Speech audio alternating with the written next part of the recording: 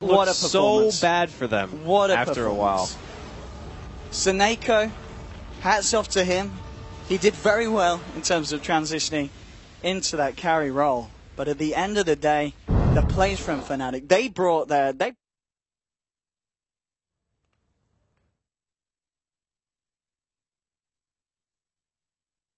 I mean, that's the play. He has a TP already purchased and put it into his inventory, so denying himself to Roshan. No rares given for the death to Roshan. Right? No. Rares? Do they not give? I don't think you get rares for a denial to a neutral. Oh, but Roshan, Toby. It's Roshan's not a neutral, right? Like, I guess he's neutrally. I guess if Roshan gets like a double kill or something, at least then you should get some. QO having some more fun. He's got Syrian chain. 17 minutes in, Fnatic take the victory. Ladies and gentlemen, I hope you enjoyed that as much as myself and Andy did. And we're going to head now back over to the analysts to hear what they've got to say about that epic game. Epic indeed. I mean, that game between Na'Vi and Fnatic, it looked like Na'Vi possibly were going to have a chance to come back, make the push all the way back, take the game a little bit longer, but at the very end, after some crazy fights, Fnatic does push through and tie the series 1-1. What was your take on, I guess, like the later half of the game that we got to see, Sind? I don't know, I was just... How can Soneco do everything? Yeah. Like, it's actually incredible how... So I didn't see the start of the game, so I'm not sure how exactly they decided and when they decided to transition him into a Naga. I think we started watching a game at like minute 40 because our game ended. Yeah. And I was just like, wait a second, Soneco is first on net worth for Na'Vi. What is going on? And the other cores actually had farmed too, because their Razor and Puck and their Tusk were all above, all in the 5 digits of net worth. So it was pretty crazy to watch. I think overall, these kind of games in the super late game, whenever you're playing with a Naga, the fights were actually just a mess, right? It was everyone drops massive AoE abilities. Like you have Bloodright, Freezing Field, on the other side. Maybe you don't have many. Like you have Dream Coil, Plasma Field, and all these like illusions running rampant. So I think for the teams, it's actually very difficult to play the fights because navigating in such an absolute mess is very hard. And in a way, sometimes it kind of comes down to a little bit of luck. Sometimes with who just finds the right target at the right moment, but. It was definitely very intense. That's what the pause button's for. Right. Ben, what about you, the overall take on that game and Navi's performance, or maybe even Fnatic performing after they got a complete beatdown against Na'Vi in Game 1, just by results? Yeah, I mean, it was crazy, that fight where like, oh, Bloodseeker, is he going to live? Is he going to live? And he ends up like healing the full after that whole engage. But I think this has huge implications for the top 4, because in Group A, we have Complexity, LGD, and Secret. And so we're looking for that 4th team. And with these two tied, like, I have no idea who's going to be 4th. It's actually interesting because the other teams are happy that this happens. Yeah. Right. Because then they have... True. Every time there's a draw between two other teams, you're happy, unless it's like your direct opponent for 4th position that just needs that extra point. But right now, I think Na'Vi and Fnatic were pretty much even. I think Fnatic had 3 points, Na'Vi had 2. Yeah. So Na'Vi could have jumped to 5, or Fnatic could have jumped to 6. Instead, they jumped 1 point further each, which furthers, for example, Complexity's chances a lot of staying in that top 4. And IG, I'm sure, is pretty happy. And IG, yeah, too. IG. This gives IG a much better chance. Of course, Cloud9 now sitting much safer up top, of course, after their win earlier today. Now, Winter, what do you think? I mean, them being tied 1-1, we were talking about these possibilities of the group. How does that even things out? At the same time, we also discussed Na'Vi when they win. Dendi just goes absolutely crazy. He goes ham. He has all these crazy KDA ratios that we were looking at earlier. But when they lose, I mean, not exactly right the same performance. Do you think Na'Vi is also really hot and cold right now at TI5? I mean, this game he's playing a Puck. You can't really say the same. Yeah. A Puck and Shadowfiend or even a Queen of Pain is much different. You don't get the kills, you help your team get the kills. So he played a different role this time round, and I feel they could have actually, they have their chances to win this game as well, because it's a late game. We always thought you don't want to go late game against a Naga, because Naga generally doesn't lose that much in a late game situation. They definitely had their chances, but like what Sin said, it's a very chaotic fight. Like a lot of stuff, you don't know what's going on. You just drop your spells and hope for the best. Whoever has the better usage of their ultimates, or better, like they hit better targets or hit more targets, will win the fight. So it's really hard to say who's going to do very well in the fights, like in the game like this. Right. It's like the funny thing about it is if you take a fight like the one at the top racks toward the end where they clash, if they play out that fight 10 times in a row, Na'Vi might win 7 of them. Yeah. But they just hit one of the unfortunate ones where, Okay. like Ben said, Bloodseeker is down to like 5% health. Maybe he gets like 2 or 3 butterfly procs in a row so he doesn't take damage from whatever hero was attacking. I think it was Naga. And, that kind of stuff. When you get so super late into the game, percentages can play a really big role. And, of course, yeah, it's crazy stuff. And it's unfortunate for Na'Vi because that was really, really important. Like, Yeah. this is... Yeah, if he had died there, it was a death from buyback as well. So the game would have probably ended at that moment if he didn't get the last live stream from the Blood Rage. So things like that is just game changing, Yeah, but again, like you guys mentioned, it was because the game had gone so far, and it was pretty back and forth up to that point. Na'Vi put up a good fight, but they had a dominating performance in Game 1, so nothing to feel too bad about. Of course, now they are going into a match against LGD. We were just discussing, all right, starting like Day 3, this is where the theme comes in, where every match really determines fates of all the teams, right? LGD and Secret tied in their match at this point. If LGD loses to Na'Vi 2-0, Secret's going to be pretty happy about that because that gives them a much better chance of moving ahead. Whereas LGD, if they 2-0, Secret also has to match that every time to fight for that first seed.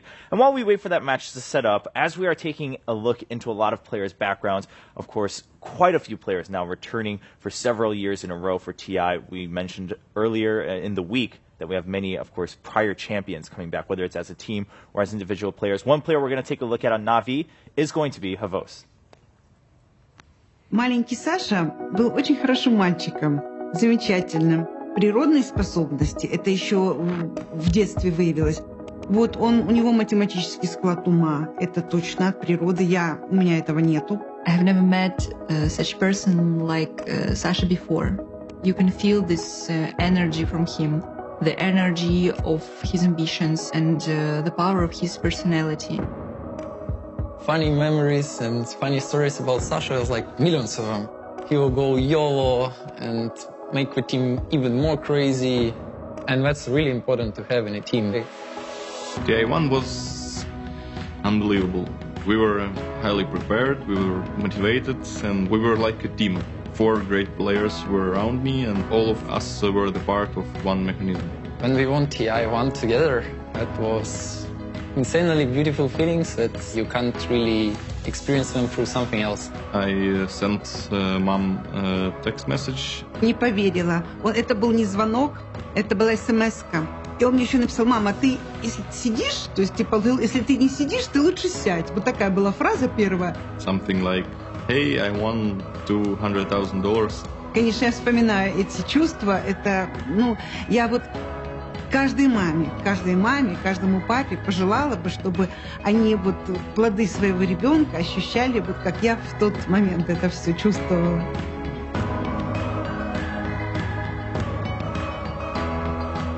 What about at TI4? What happened at TI4? What about TI4? Sneaky question. Everything went wrong, and we didn't want to play together. I think our team at TI4 wasn't like a team at that time already. I tried to hide it as much as possible, but some days we were fine, but some days it was not good. We all understood that something is wrong. Yeah. Я и Сашу все время пытаюсь поддержать тем, что это спорт, мы все знаем, по другим даже видам, что взлеты, падения, это все стабильность разная. I think as a team, we are capable of anything. There is no reason to believe in something else. I believe in our team. We can do it. Morale is one of the most important things that you need to have in Dota. I'm really satisfied and happy, and our morale is pretty high right now. And it's connected to Sasha. He'll scream on enemy, say something really funny, but other people are gonna start laughing at, he's my bro, so whatever. I know his character, I know how he will act in situation, in the game and outside of the game, making people around him happier. We feel like we are underdogs, but we feel good about that, and we're gonna fight till the end.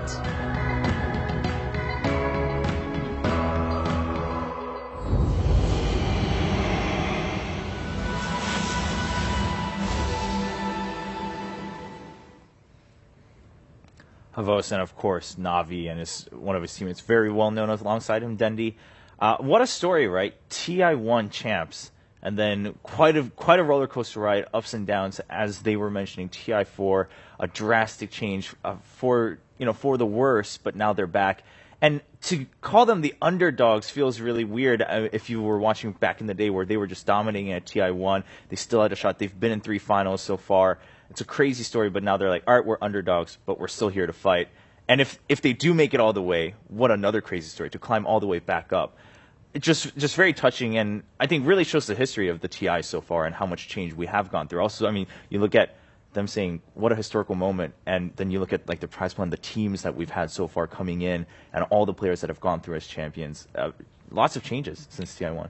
I think for me, it was especially funny to see, like, kind of in a way, the similarities, but also the contrast between how his girlfriend views him and how his team views him, right? Because his girlfriend was like, I've never met someone like him before. He is a very calculated person. And then you get that, he goes full YOLO. I thought, I had to chuckle at that because he's renowned for being, like, not being a calculated player. He's renowned for when he plays, he's, like, overly aggressive a lot of the time. Doesn't always weigh the risks against the risk reward ratio for him is often a little bit skewed compared to other players. But he makes for some of the absolute greatest plays and some of the absolute greatest flops when he plays. And I think in this tournament so far he's been pretty stable compared to what we've seen in the past. So from my perspective, that's definitely a good sign for us going forward. And yeah, that was just a funny. Yeah, I mean, in recent months we've been watching him play, and like, okay, Havos is gonna go for this kill. He's gonna go for this. Oh wait, he's actually backing off. Yeah.